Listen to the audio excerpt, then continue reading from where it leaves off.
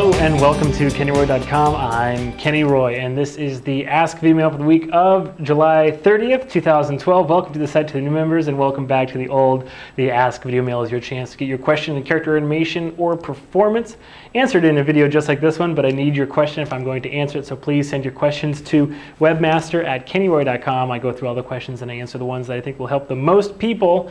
There's no such thing as a stupid question, and it's the best way to get the most out of your subscription here on the site. And you can even send me Maya files. I love it when you do.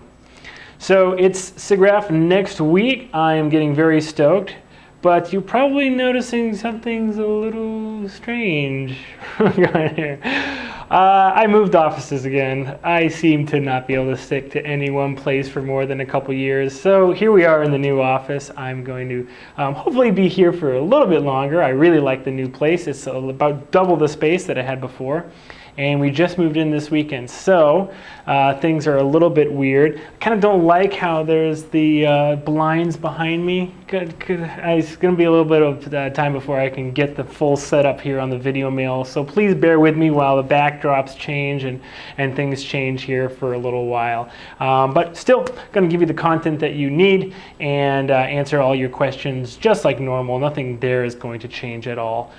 Just maybe there will be a wall one day or a door or blinds behind me. So anyway, glad to be here and onwards and upwards with our projects. We're doing some really cool stuff right now. So I am so stoked for SIGGRAPH. Who is not stoked for SIGGRAPH? I don't know why. I get so excited every single year when SIGGRAPH comes around. I think it's because there's no other chance to get around like 25,000 people that are all as dorky as you, something like that. CTN comes close. CTN has thousands and thousands. I think the attendance has like doubled every year, so that's becoming very exciting. But still, I don't know why. Just something about the scale of SIGGRAPH just always gets me excited. So I'll see you guys there. I'm going to post my SIGGRAPH schedule online. I do know, as of right now, that I will be speaking at the Autodesk booth on Tuesday and Wednesday at 2 p.m. and 2:30 p.m. respectively. So 2 o'clock on Tuesday, 2:30 on Wednesday at the Autodesk booth in the exhibition hall. So if you want to get some animation goodness, I'm going to be showing off some little painter stuff. Ooh, that's fun. And just come by and say hi. I'd love to see you there. So let's dive into the question. It's a good one this week. Let's take a look.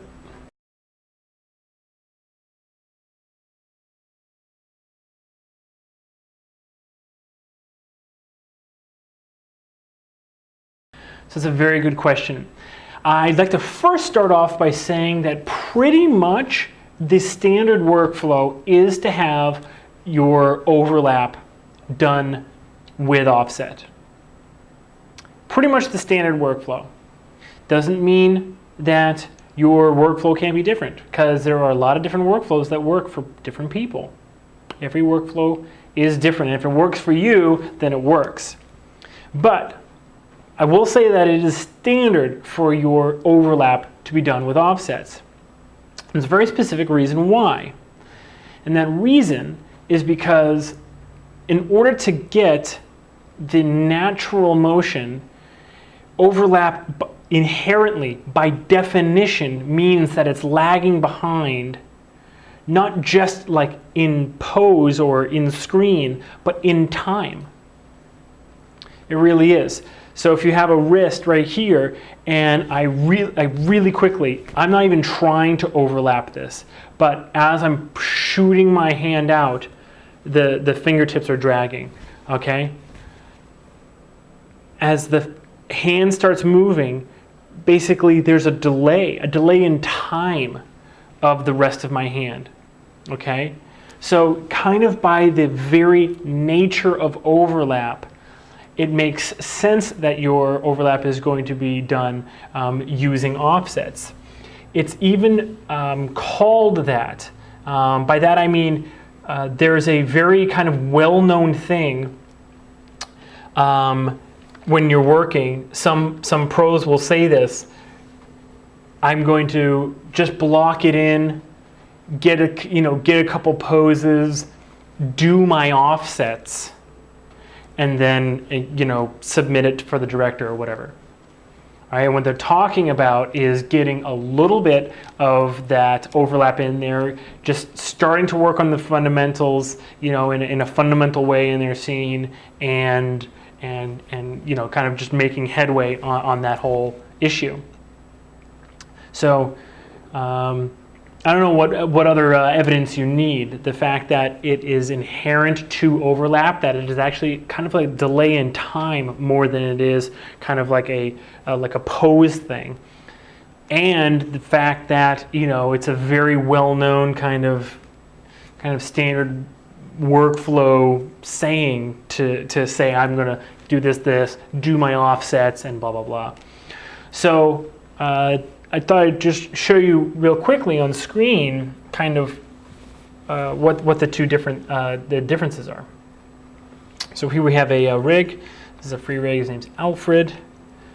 Okay. So if you have a pose, let's put his arm over here like this, and then by frame 20, his arm's over here. Okay. So his arm just goes across like that. Okay. So there's going to be overlap on his elbow and his wrist. Okay. So again, if we have a object starting to move, then delaying it in time is like basically just like how it works, right? And then it might increase it even more. And the angle is wrong on this arm. I just got to make sure the angle's right. Here we go. Okay. Okay. So really quickly, just throwing together just a little bit of overlap. In fact, this might be too much. Or actually not too much, but it might be happening actually too early, because it's actually gaining on the arm. There we go. And by that end pose, the overlap might be a little bit what I like to call resolved. So I might key it on 0 and just bring it back just a little bit, and then just overshoot it. Okay, so we just really quickly threw this together. So what happens is I actually brought up Sketchbook so I can illustrate this. So if you have a key, okay, sometimes it's easier to draw keyframes, okay, and this is some rotation on one of your controllers, all right. And now, if you add overlap on another controller, okay, let's say this is the rotation, it's going to be lag behind. But if you want keys on all the same frames, then you're going to have to do some pretty interesting stuff with your tangents in order to get what is going to or should kind of be this offset keyframe. So basically what you're dooming yourself to do, let me pick a new color like blue here, and let me actually make my brush a little bit bigger. Where is my brush size? Where is my brush size? Here it is. Okay. Okay. So if I have, oh, I'm on pencil, that's why. There we go.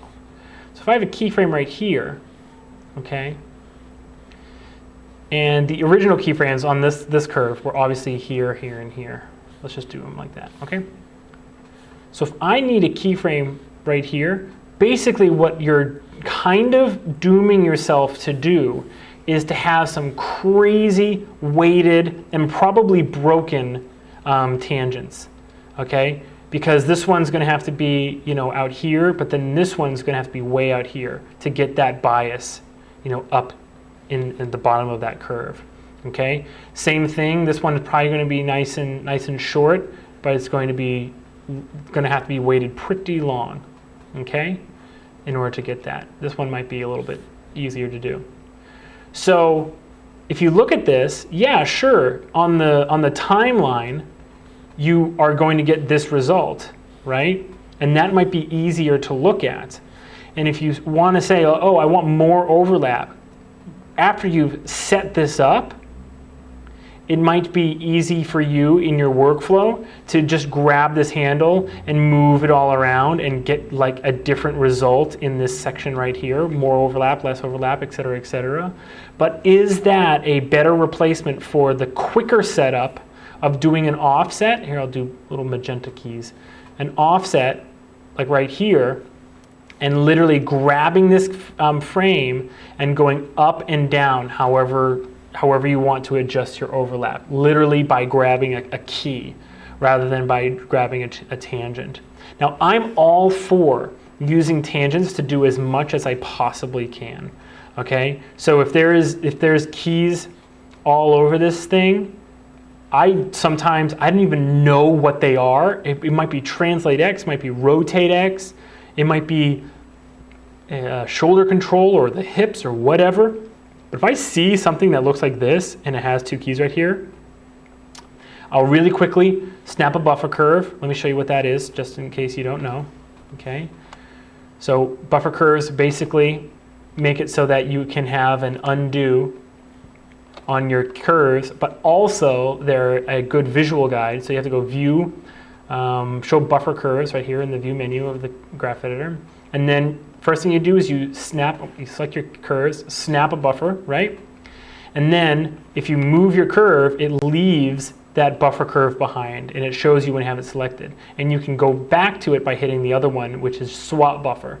Right? So it leaves a new buffer behind where you just were and puts the key entire curve back where the buffer just was. And you can go back and forth and back and forth and back and forth. Or you can make a new buffer right here and make a new adjustment. Go back and forth, back and forth. Let's start from up here. Let's go back and forth, back and forth. It's beautiful. It's so much control over your curves. It's fantastic. So what I'll do is, if I see something like this, let's make it just a little bit more interesting. Okay, if I see something like this, I'm just inserting keys here on this rotate X, okay? What I'll do is I'll say, I can do this with way fewer keys. So I'll just quickly snap a buffer, delete the ones that I'm sure I don't need, and then adjust the ones that are left behind to match the old curve. Okay, like that, all right? And those microscopic little differences aren't going to make a difference at all. Okay, so definitely in terms of, I understand what you're getting at when you say that you're, in the interest of keeping your keyframes looking nice and tidy, it's sometimes advantageous to have your overlap keyed on the same frames. But what you're kind of doing is you're saying that not only are you willing to do some tangent mastery, unless you are saying that you have it on the same key and you have a key afterwards, that's just a waste of keyframes. Okay, but what you're doing what you're saying when you say you're going to use keys on the same frames as the main movement as the overlap, you're saying that you're going to have some tangent work to do. You're going to have some pretty detailed tangent work to do. You're okay with adjusting tangents rather than adjusting keys.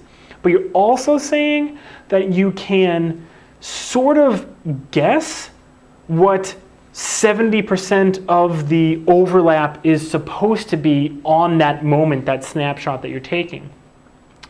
I hope the reason why that's a bad idea is readily apparent to everybody. If you take a snapshot of a film, right? It might be a pose like this, and this might be overlapped a certain amount, right? But the amount that this is overlapped is derived in that frame, is derived from, it might be halfway through the entire overlap that's about to happen on that wrist. That entire amount, which is decided upon on a keyframe by the animator, which is most likely offset. So what I'm saying is, if you take a picture, yeah, you get that 50% for free. But when you say that you want to just key it only on the same frames as the main action, what you're saying is, on all of these main keyframes, you're willing to guess at what the sort of like intermediate amount of overlap is supposed to be on all these controls. And hopefully it's becoming clear to you as you listen to me describe this, that is way too many guesses to make in an entire scene, because you'll be doing that every single pose you do. You'll start doing that. Now, I build in overlap in my blocking, but I normally, when I go into spline, at least I don't know, 80% of those, I then kind of just offset it. All right, because what I'm doing is I'm actually putting 100% in. Like if I build a pose where he's jumping like this, this will be 100%.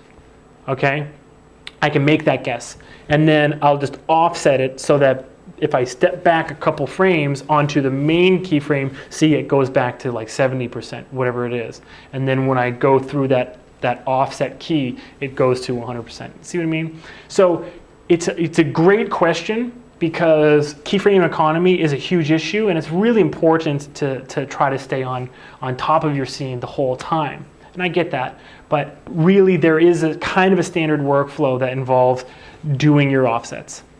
Okay, great question. Please send in more. I love these kinds of questions, and I hope you guys enjoy the answers. The address to send them to is webmaster@kennyroy.com. I go through all of them, and I answer the ones that I think will help the most people. I'm looking forward to seeing a lot of you at SIGGRAPH. Please come up to me. Don't be shy.